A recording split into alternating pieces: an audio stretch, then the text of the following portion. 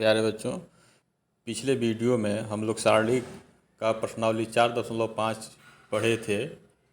आज जो है हम लोग प्रश्नावली 4.6 पढ़ेंगे।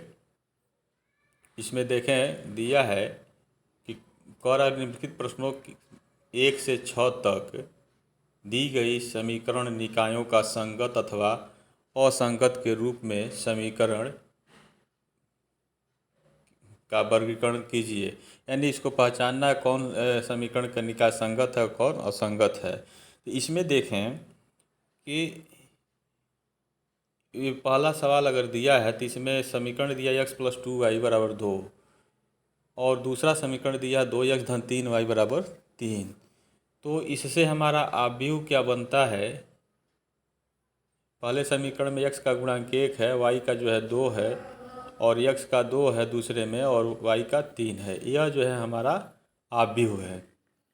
तो जब इसका हम माड a निकालेंगे तो यह सारणिक में बदल जाएगा।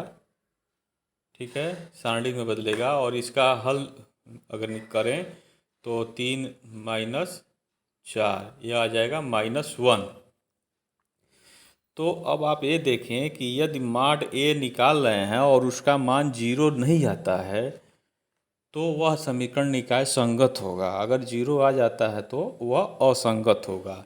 यही केवल इसमें पहचान करना है इसी तरह का। तो आपका 1 से लेकर के 6 तक जो है बिल्कुल ऐसे ही लगेगा। आप इसको देख सकते हैं।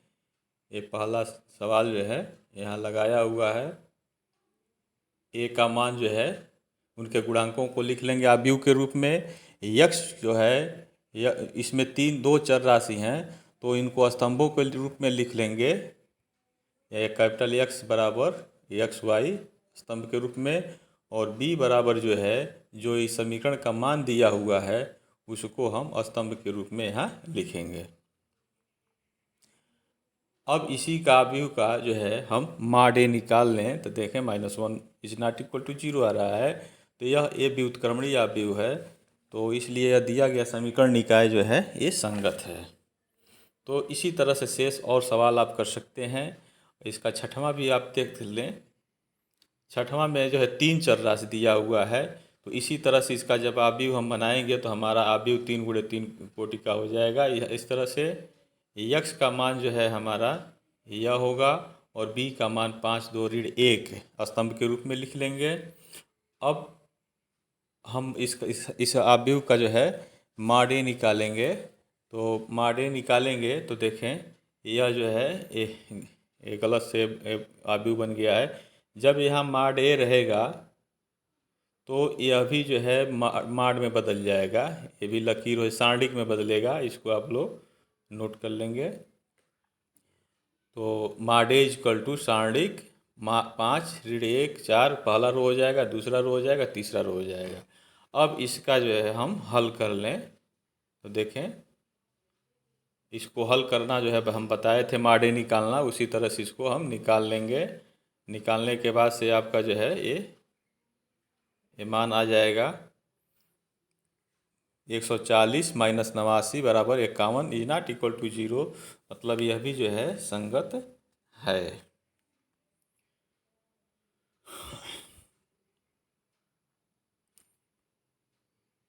अब इसके बाद से देखें आगे कह रहा है कि प्रश्न 7 से 14 तक का प्रत्येक समीकरण निकाय को आव्यूह विधि से हल करना है।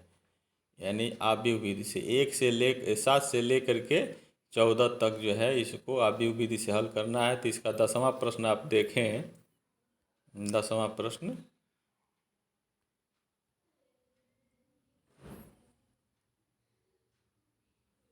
यह 2 चर राशि में दिया हुआ है, पूछा 2013 में। तो इनके गुणांकों को आव्यूह के रूप में मान लेंगे a बराबर x जो है XY स्तंभ में मान लेंगे। b जो है समीकरण का मान हो जाएगा स्तंभ के रूप में। और फिर मानेंगे माना ax बराबर b। यहाँ से हम x का मान निकालेंगे तो a इनवर्स b हो जाएगा। यह पहला समीकरण हमारा हो जाएगा। अब हम क्या करेंगे आगे माड a निकालेंगे। माड a का मान 4 आ जाएगा। अब इसके बाद से हम सहगुणनखंड निकालते हैं। सहखंड या सगुणनखंड इसको बोलते हैं, ये निकालेंगे तो आप देखें A11 तो 1 1 का योगफल 2 होता है, तो ये धनात्मक हो गया, -1 के ऊपर 2 रखेंगे तो धनात्मक होगा, डायरेक्ट इसको लिख सकते हैं हम। तो पहला रो और पहला कॉलम ये छोड़ दिए तो 2 मिला। फिर A12 पहला रो दूसरा कॉलम छोड़े तो 3 मिला, और 2 और 1 का योगफल 3 होता है, विषम हो गया तो माइनस चिन्ह हो गया। A21 दूसरा रो पहला कॉलम 2 मिला, और इसका योगफल -3 हो रहा है तो चिन्ह जो है माइनस हो गया। और फिर इसी तरह से A22 जो है दूसरा रो दूसरा कॉलम 5 मिला। तो अब इन सब गुणनखंडों से निर्मित आव्यूह को हम B मान लें, और इसमें जो है जो मान हम निकालें रख दें तो यह हमारा मान हो जाएगा। अब इसके बाद एडजॉइंट ए जो होता है, जो सगुणनखंडों से निर्मित आव्यूह जो हमको प्राप्त होता है, उनके स्तंभों को पंक्ति में बदल दें तो हमारा एडजॉइंट ए मिल जाएगा। अब आप देखें कि इसका स्तंभ 2 है तो इसको पंक्ति में बदल दिए। फिर दूसरा जो है स्तंभ -3 5 है, इसको पंक्ति में बदल दिए दूसरे, तो यह हो जाएगा। अब हमारा क्या निकल गया, एडजॉइंट ए निकल गया। अब उसके बाद से फार्मूला हमारा होता है ए इनवर्स का, A inverse equal to adjoint A बट्टे माड ए।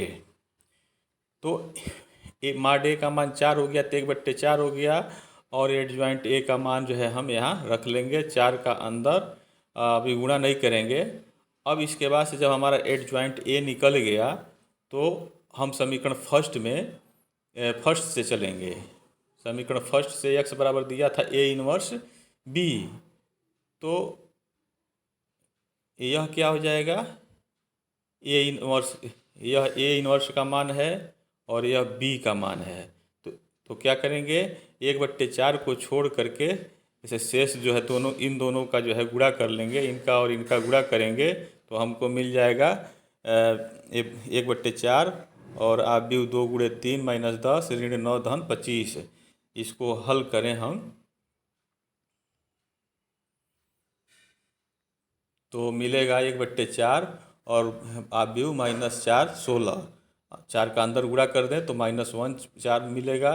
और इस तरह से कैपिटल एक्स का मान जो है हमारा वहाँ था क्या, एक्स वाई स्तंभ के रूप में तुलना करेंगे तो एक्स का मान ऋण 1 और वाई का बराबर 4 मिलेगा।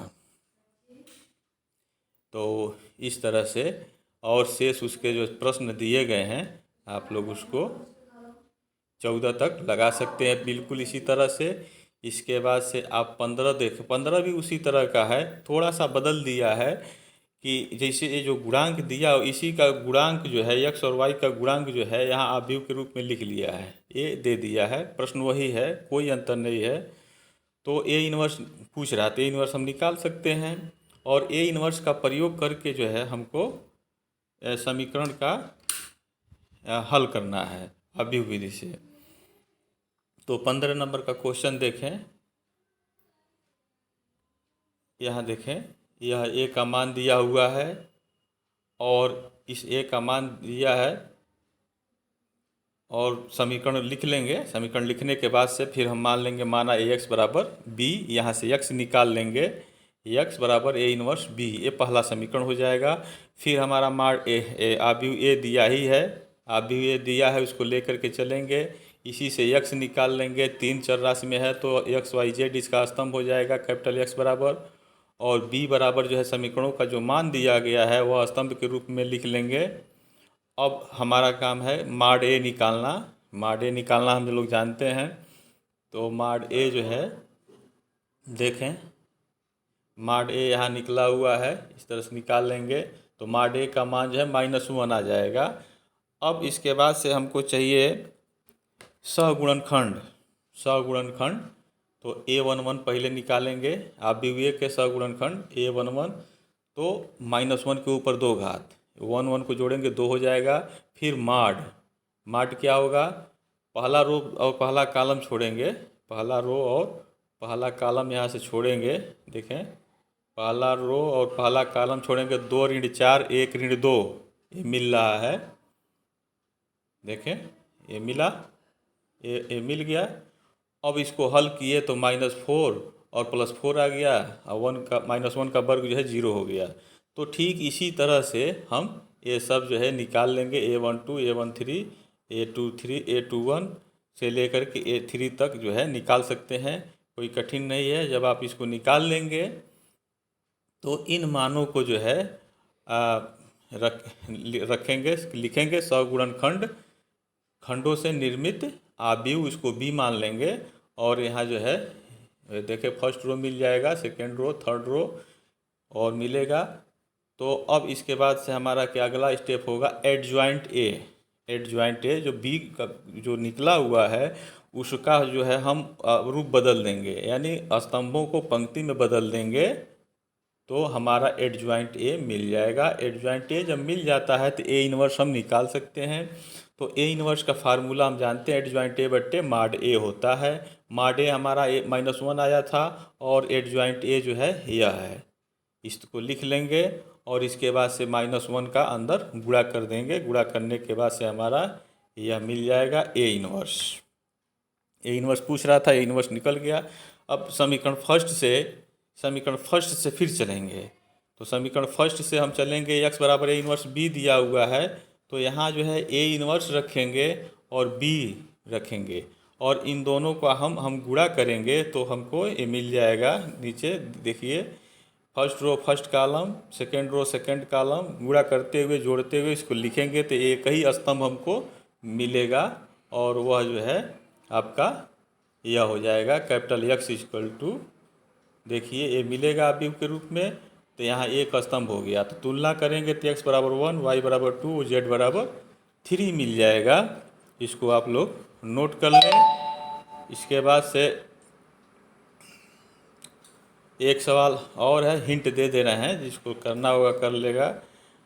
देखें 16 नंबर का क्वेश्चन कह रहा है 4 किलो प्याज, 3 केजी गेहूँ, 2 केजी चावल का मूल्य 60 रुपया है। इसी तरह से 2 केजी प्याज, 4 केजी गेहूँ और 6 केजी चावल का मूल्य 90 रुपये है।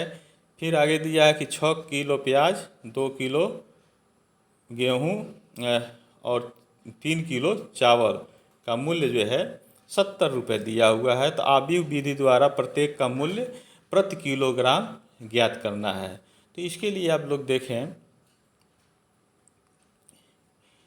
हम मान लेंगे कि माना 1 किलो प्याज और 1 किलो गेहूँ और 1 किलो चावल का दाम क्रमशः x और y और z रुपये है।